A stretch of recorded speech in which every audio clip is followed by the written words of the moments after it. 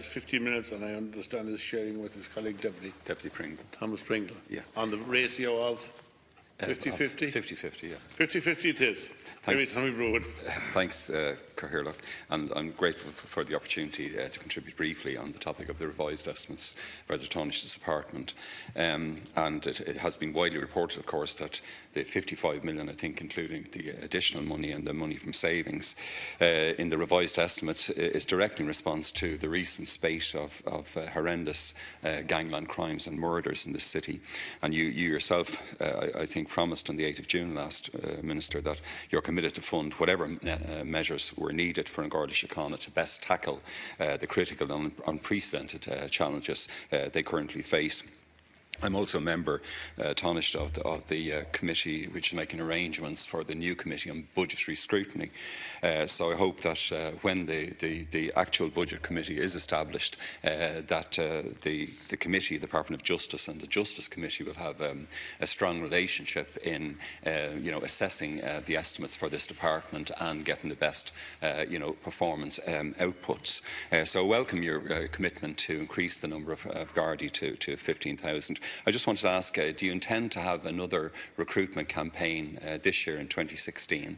If you could confirm that. I think it's quite clear that many areas of An Garda Síochána, like the traffic corps, have been allowed to deteriorate in numbers very severely and had a very negative impact over the lifetime of the last government, and that has to be absolutely remedied. And I welcome the resources that are being put into An Garda Síochána, or promised to be put in central Dublin, in the dedicated Garda Armed Support Unit, and the other initiatives that you mentioned. And I hope, as another speaker said, that the mini cabs that I think the Taoiseach referred to and you referred to previously, that those mini cabs could be utilised, the resources that are seized by the state could be utilised to provide the kind of necessary social infrastructure in areas like the centre of Dublin and areas of my own constituency, where there's been gross underinvestment of those kind of facilities. You also stated, of course, that additional funding will be used by An Garda Síochána to continue with Operation Thor, which I think has been quite successful in reports to the Joint Policing Committee. And to say again that I welcome the very committed attitude of senior Gardaí to our local Joint Policing Committees, in my own case in Dublin City and in Fingal, and for that commitment. I also welcome some additional resources that are being provided across programmes A to E. In one of those, in Programme B, there have been some reports that the critical, forensic investigation agency, that there's a shortfall of the scientists that are necessary to do the committed work in that area, or in the important work in that area. And I wonder if that's something that the Minister has plans to remedy. I notice also that the oversight of justice and equality policy and delivery 2015-16, the target outputs include the continued implementation of medium long-term recommendations of the Garda Inspector in relation to fixed charge processing, the fixed charge processing system, and in B, the Safe and Secure Ireland, there's the context and impact indicator. Taoiseach, 2016, of course, is currently shaping up to be one of the worst years we've had for road fatalities for a number of years, with 83 lives tragically lost as of Monday this week, the 20th of June. The figure has increased, I think, by something like 17 since this time last year. Yet the revised estimates and your own speech barely mentioned the need to address all the areas of administration in relation to creating a safer road traffic environment. And I know there are many competing aspects in trying to keep our citizens safe, and certain areas have to be prioritised. But when you look at the resources, as I've said earlier, that have been cut from the Garda Síochána's traffic corps during the austerity years, there seems to be a clear corroboration between those cuts and recent spikes in the number of traffic deaths. The strength of the dedicated traffic corps was 741, I think, in 2015. We don't yet have figures, I think, for 2016.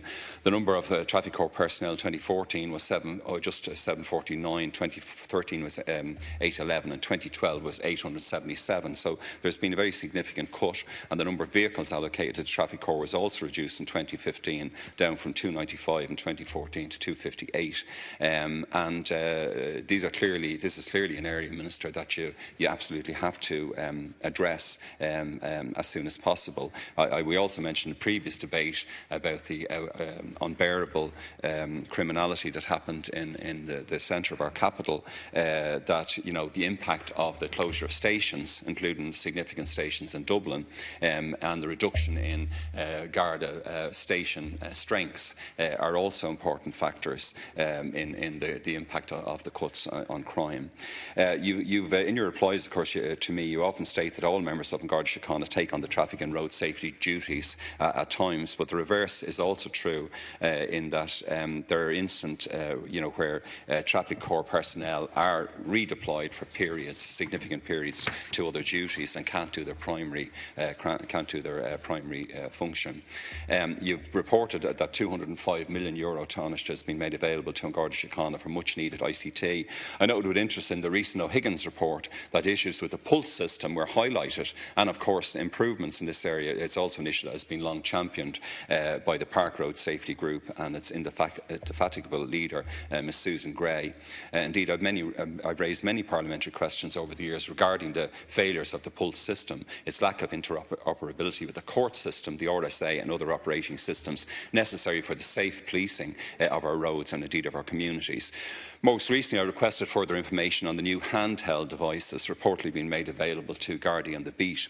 Unfortunately, no information was available from your department, and so it remains to be seen whether these devices will also be standalone or whether the Garda Síochána Modernisation Renewal Programme 2016 to 21, launched by the Commissioner and mentioned at the Policing Authority, whether that, and I wish Garda Síochána well with that, but whether that will address the serious deficiencies in the Garda ICT system. Of course, I remember, like you would, Cathaoirleach, when we contacted Garda stations and they had no email, and that's not a long time ago. It's only 3 or 4 years, maybe 5 years ago, is it?